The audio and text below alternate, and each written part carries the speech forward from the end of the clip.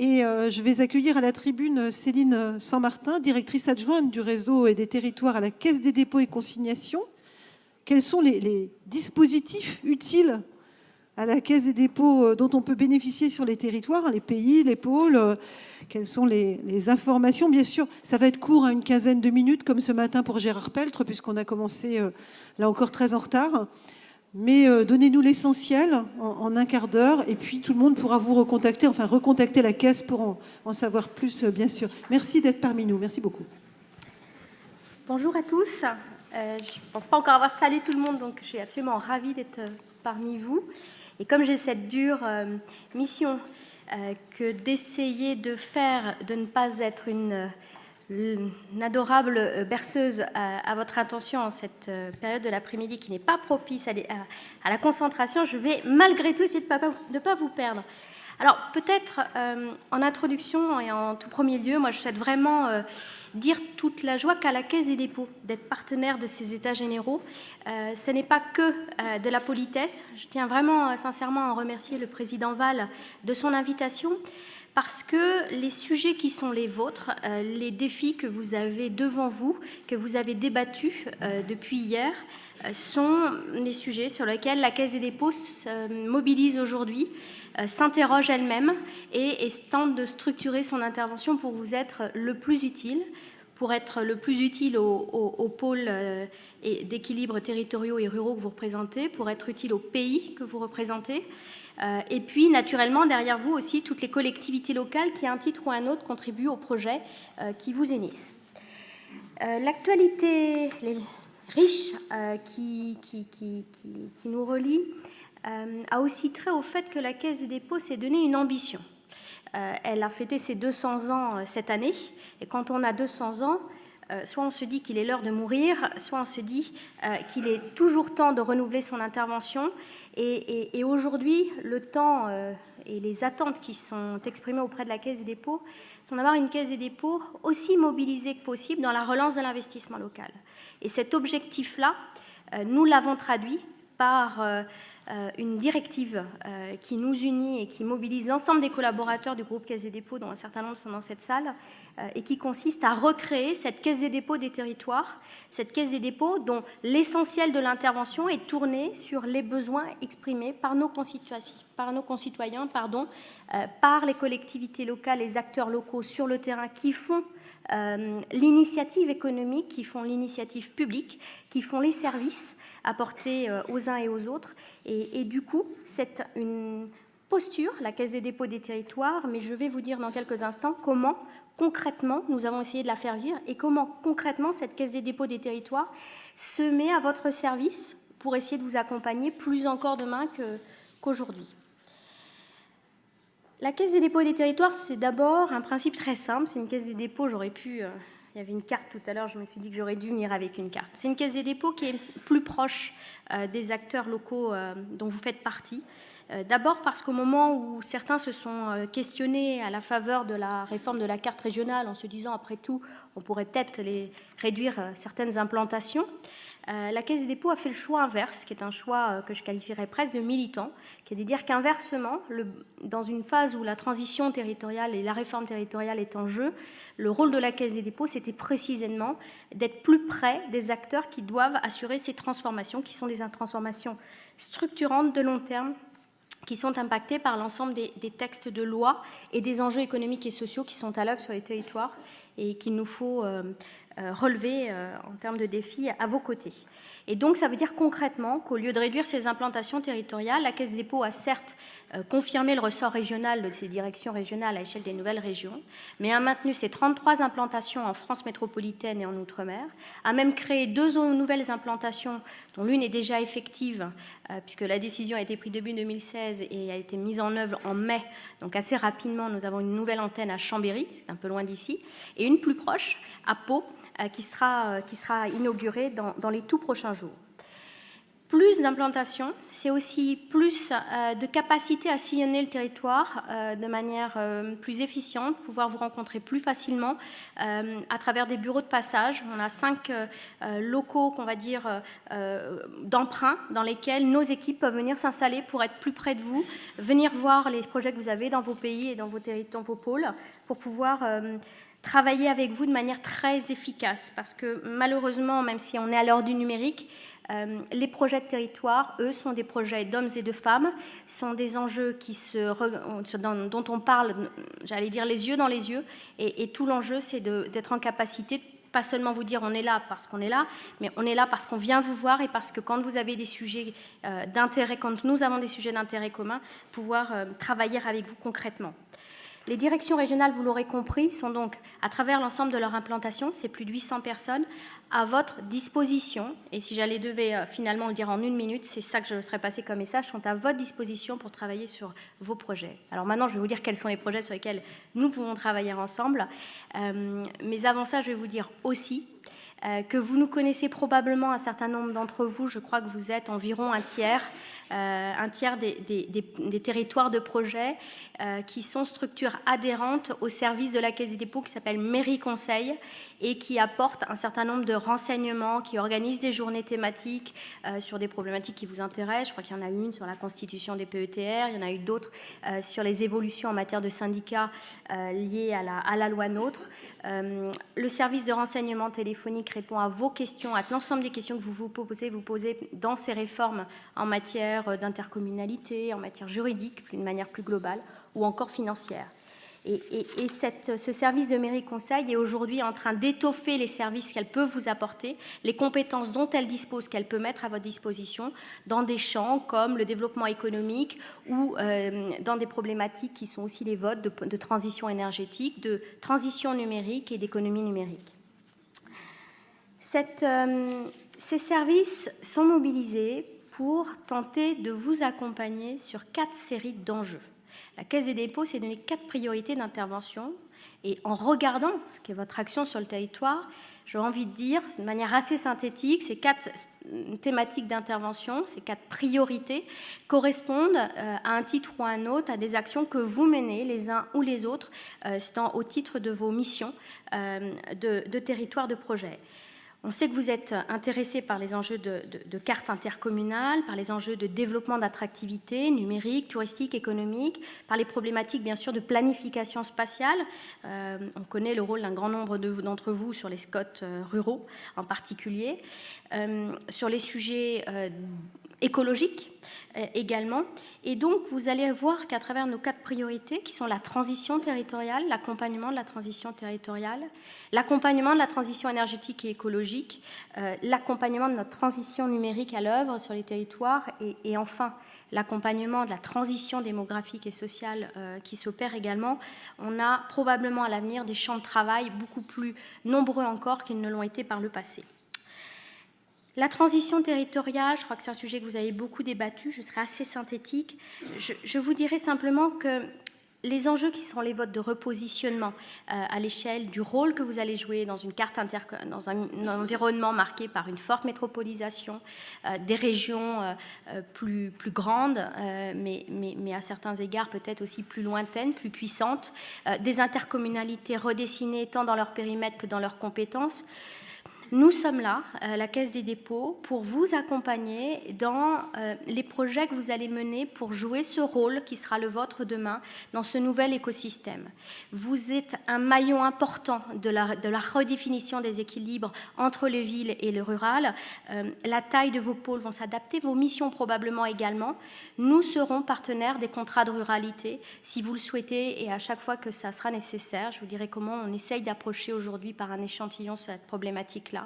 Nous serons partenaires, et nous sommes partenaires d'ores et déjà, des contrats de réciprocité et qui ont été confirmés dans leur utilité à travers le pacte État-métropole.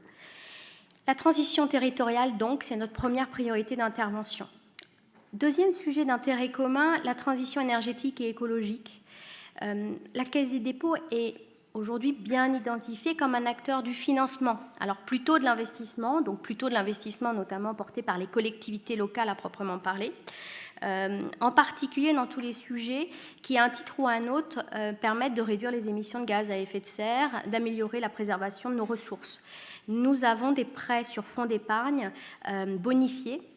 donc à des taux d'intérêt bonifiés, qui vont jusqu'à 40 ans, ce qui est quand même assez exceptionnel en termes de durée de financement, pour assurer la réalisation de projets qui seraient complexes sans cet montage financier un peu particulier dans le domaine de la biodiversité, de la valorisation des déchets, de la production d'énergie renouvelable, de mobilité durable. Je pourrais être beaucoup plus longue. Nous avons, et ça c'est encore plus innovant, aujourd'hui une capacité à apporter à toutes les collectivités, donc au titre des projets dont vous avez assuré un titre ou un autre en ingénierie, des prêts à taux zéro, et j'ajoute des prêts à taux fixe, à taux zéro, sur ressources de la BEI, parce que la BEI n'était pas forcément ouverte aux projets de petite taille. La Caisse des dépôts a travaillé avec la BEI pour pouvoir, par son intermédiaire, vous proposer ces ressources de la BEI à taux fixe, que la Caisse des dépôts bonifie sur ses fonds propres, pour vous proposer et proposer aux collectivités locales, au titre des projets que vous avez à mener, des taux zéro sur tous les sujets de réhabilitation thermique. C'est pas neutre que d'être un acteur du financement de long terme et d'avoir des propositions de taux fixes qui vont jusqu'à 25 ans. Je peux vous assurer que c'est un engagement fort de la Caisse des dépôts. Les financements, oui. Les investissements, c'est encore une autre modalité de la Caisse des dépôts qui intervient en capital des structures qui peuvent porter des projets qui sont des projets de développement sur les territoires que vous accompagnez en matière d'immobilier commercial, en matière d'immobilier d'entreprise, en matière bien sûr de TE également, sur les énergies renouvelables, sur les réseaux de chaleur, sur les sujets plus innovants, puisque je crois que la table ronde qui suivra sera liée à l'innovation, mais à l'innovation territoriale, c'est des sujets de stockage d'énergie, c'est des sujets de mobilité électrique, de réseaux intelligents. Sur tous ces sujets-là, la Caisse des dépôts innove avec vous et elle-même apprend sur les nouveaux outils qu'on pourrait développer ensemble autour de ces problématiques qui donnent une nouvelle dimension au développement économique et écologique. Au total, c'est 300 millions d'investissements qui vont être investis sur les 3 années qui viennent. C'est 3 milliards d'euros d'effet de levier d'investissement sur le territoire français. Je crois que c'est des chiffres qui, peut-être, sont des mesures, par leur montant, finissent par être difficiles à percevoir, mais je pense qu'il est important de le dire malgré tout. Alors, l'occasion qui a été pour un nombre d'entre vous, j'allais dire, un motif de mieux se connaître et d'apprendre à se rapprocher, c'est la gestion des territoires, du programme Territoires à énergie positive dont l'État nous a confié la gestion. Vous êtes 100 pays ou pôles à avoir été labellisés dans ce cadre-là. Mais notre action en matière de transition énergétique va au-delà et l'objectif sur les TEPCV, c'est d'être en capacité, à chaque fois que vos projets font écho à des modalités d'intervention de la Caisse des dépôts, de pouvoir modaliser soit nos financements à long terme, soit nos financements bonifiés, soit nos investissements dans vos projets pour essayer de faire en sorte que vos projets des territoires labellisés puissent effectivement prendre naissance. Et je finirai avec l'appel à manifestation d'intérêt qui a été lancé au mois d'octobre, donc très récemment, qui permet là encore aux EPCI, aux collectivités locales, de venir taper à la Caisse des dépôts pour qu'on cofinance des études en matière de réhabilitation thermique du bâtiment public. L'objectif, c'est de faire des choses plus intelligentes ensemble quand des équipements publics, a fortiori mutualisés, voient le jour ou nécessitent quelques opérations de rénovation plus exactement. Je vais vite, mais j'arrive à la transition numérique. Je serai très synthétique parce que je pense que ces enjeux-là, j'ai eu l'occasion d'en parler avec certains d'entre vous, sont quand même des enjeux essentiels pour les territoires qui recherchent un nouveau ressort économique dans une économie qui naturellement se mondialise, mais également à des ressorts qui ne peuvent pas être ceux d'hier. La Caisse des dépôts, elle est mobilisée depuis de nombreuses années pour le coup pour essayer de faire que les territoires ruraux ne soient pas à la traîne des territoires urbains ou plus naturellement les opérateurs de télécommunications font en sorte que les infrastructures se développent. Très concrètement, la Caisse des dépôts est aujourd'hui actionnaire d'une trentaine de réseaux d'initiatives publiques à l'échelle nationale, qui généralement a un maillage qui est départemental. Aujourd'hui, notre priorité, c'est d'aider le déploiement du très haut débit, soit par nos financements, soit par nos investissements, parfois par les deux, pour que le très haut débit arrive dans les campagnes, arrive dans les territoires où, bien qu'on ne soit pas une métropole, bien qu'on n'ait pas un tissu d'entreprise productive fort, on peut envisager de tirer sa carte du jeu au travers d'infrastructures numériques de bon niveau. La dernière priorité que j'évoquerai, c'est la transition démographique et sociale. Tout l'enjeu de ces transitions, c'est bien sûr derrière des enjeux de solidarité territoriale, qui sont vos sujets de préoccupation majeurs, de solidarité parfois intergénérationnelle, qui sont des sujets aussi sur lesquels on travaille beaucoup à la Caisse des dépôts. Derrière ces enjeux de solidarité, il y a là encore besoin de beaucoup d'ingéniosité et d'innovation dans le monde qui est en train d'évoluer et qui est le nôtre. La Caisse des dépôts, dans ce cadre-là, a été partenaire de l'État dans un programme que vous connaissez pour un certain nombre d'entre vous, qui sont les pôles de développement, de coopération, des pôles territoriaux de coopération économique, sur lesquels nous avons lancé successivement 2 appels à projets qui ont eu un fort écho dans le secteur, notamment de l'économie sociale et solidaire, dont un certain nombre de pôles ont été partenaires, voire même ont porté vraiment, j'allais dire, à bras-le-corps un certain nombre de projets, de groupements qui mixent des entreprises de l'économie sociale et solidaire, des entreprises commerciales, des services, des collectivités, j'allais dire des services publics et des organismes de formation et de recherche pour essayer de faire qu'à l'échelle d'un territoire donné, quel qu'il soit, régional, local, un quartier, une ville, un territoire rural, eh bien, on arrive à redévelopper une économie innovante qui crée des emplois locaux et qui crée des services aux populations dont nos populations ont absolument besoin sur l'ensemble du territoire. Ces projets-là, c'est des petites choses, mais à bout de petites choses, ce sont une nouvelle économie qu'on dessine et une façon de prendre le contre-pied d'une économie qui pourrait très durablement se recentrer et sur lesquels nous ne souhaitons pas collectivement qu'il y ait une fracture plus accentuée encore entre des territoires à fort dynamisme et des territoires qui rencontreraient des difficultés plus fortes. Je citerai donc, je crois que c'est le PETR du pays lauragais qui a bien travaillé autour de la métropole toulousaine pour développer